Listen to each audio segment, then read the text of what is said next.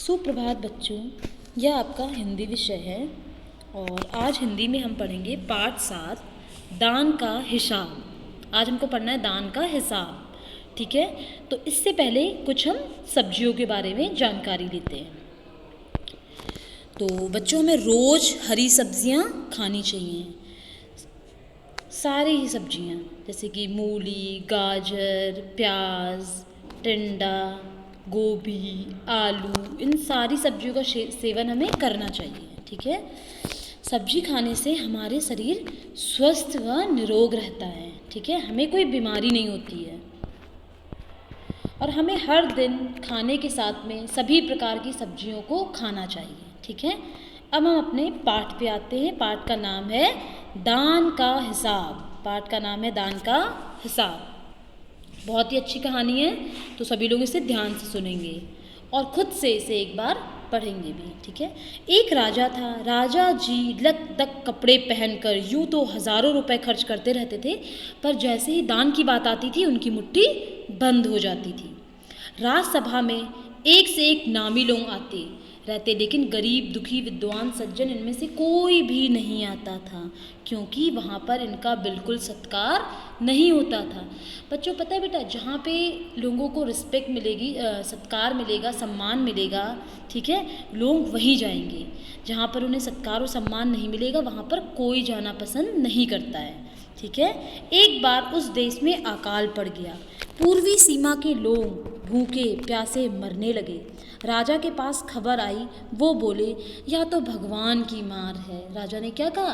ये तो भगवान की मार है, इसमें मेरा कोई हाथ नहीं है। लोगों ने कहा, महाराज, राज भंडार से हमारी सहायता करने की कृपा करें, इससे हमारे लोग दूसरे देश से अनाज खरीदकर अपनी जान बचा सकें। राजा ने कहा, आज तुम लोग अकाल से पीड़ित हो, कल पता चलेगा कहीं भूकंप आ गया, परसों सुनूंगा कहीं के लोग बड़े गरीब हैं, 2 वक्त की रोटी नहीं जुटती। इस तरह सभी की सहायता करते करते राज भंडार खत्म हो जाएगा, तब मैं खुद ही दिवालिया हो जाऊंगा। यह सुनकर सभी निराश होकर वहाँ से लौट जाते हैं। अब हम दूसरे पेज पे आते हैं, ठीक है। इधर अकाल का प्रकोप फैलता ही जा रहा था। न जाने लोग कितने लोग भूख से मरने लगे। लोग फिर से राजा के पास पहुँचे। उन्होंने राजसभा में गुहार लगाई, दुहाई, महाराज, आपसे ज़्यादा कुछ नहीं चाहते, सिर्फ 10,000 रुपये हमें दे दें तो हम आधा घंटा पेट खाकर भी जिंदा रह लेंगे। राजा ने कहा, 10,000 रुपये भी क्या तुम्हें बहुत कम लगते हैं? और उतने कष्ट से जीवित रहकर लाभ ही क्या? राजा ने क्या बोला कि इतने कष्ट से रह के लाभ भी क्या है? 10,000 तुम्हें क्या बहुत कम लग रहे हैं? एक व्यक्ति ने कहा, भगवान की कृपा से लाखों रुपए राजकोष में मौजूद हैं। जैसे धन का सागर हो, उसमें से एक आधा लोटा ले लेने से महाराज का क्या नुकसान हो जाएगा? तो वो लोग क्या कहते हैं, अगर थोड़ा सा धन उसमें से हम ले लेंगे तो उसमें महाराज आपका क्या नुकसान हो जाएगा?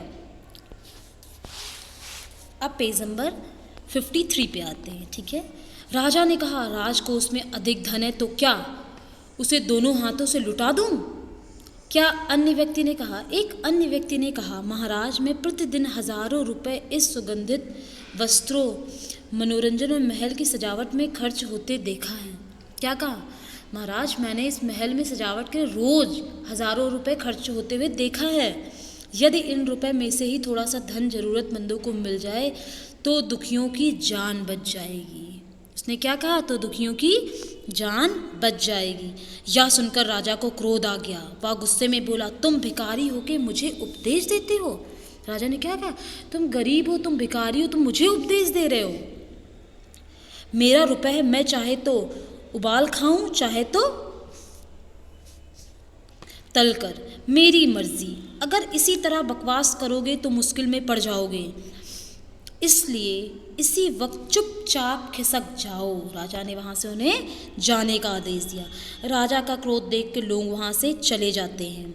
राजा हंसते हुए बोला, छोटे मुंह बड़ी बात, अगर 100-200 रुपये होते तो एक बार सोच भी सकता था, पहरेदारों की खुराक 2-4 दिन कम कर देता और यह रकम पूरी भी हो जाती, मगर 100-200 से इन लोगों का पेट नहीं भरेगा।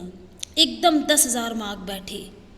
छोटे लोगों के कारण नाक में दम हो गया है। क्या राजा ने क्या कहा? छोटे लोगों के कारण नाक में दम हो गया है। पेज नंबर 54 पे आते हैं। यह सुनकर वहाँ उपस्थित लोग हाँ हूँ कहकर रह गए, मगर मन ही मन उन्होंने भी सोचा राजा ने यह ठीक नहीं किया है। जरूरतमंदों की सहायता करना तो राजा का कर्तव्य होता है। 2 दिन बाद न जाने कहाँ से एक बूढ़ा सन्यासी राजसभा में आया। उसने राजा को आशीर्वाद देते हुए कहा, दाता कर्ण महाराज, बड़ी दूर से आपकी प्रसिद्धि सुनकर आया हूँ। सन्यासी की इच्छा भी हुई, पूरी कर देना। आपकी प्रार्थना सुनकर राजा बोला। अपनी प्रार्थना सुनकर राजा बोला, जरा पता तो चले तुम्हें क्या चाहिए। राजा ने क्या कहा? जरा पता तो चले तुम्हें क्या चाहिए। यदि थोड़ा सा मांगो तो शायद मिल जाएगा। सन्यासी ने कहा, मैं तो सन्यासी हूँ, मैं अधिक धन क्या करूँगा। मैं राजकोष से 20 दिन तक बहुत मामूली भिक्षा प्रतिदिन लेना चाहूँगा। उसने क्या कहा? मैं राजकोष से प्रतिदिन बहुत मामूली दक्षिणा लूँगा। ठीक है। भिक्षा लेने का नियम इस प्रकार है, मैं पहले दिन जो लेता हूँ, दूसरे दिन उसका दुगना, तीसरे दिन उसका दुगना, फिर चौथे दिन उसका दुगना। ठीक है। इस तरह से प्रतिदिन दुगना लेता जाऊँगा। भिक्षा लेने का मेरा यही तरीका है। राजा बोले, तरीका तो समझ गया, मगर पहले दिन कितने लगेंगे यही असली बात है। 2-4 रुपए से पेट भर जाए तो अच्छी बात है, मगर एकदम से 20-50 मांगने लगे तब तो 20 दिन में काफ़ी बड़ी रकम हो जाएगी।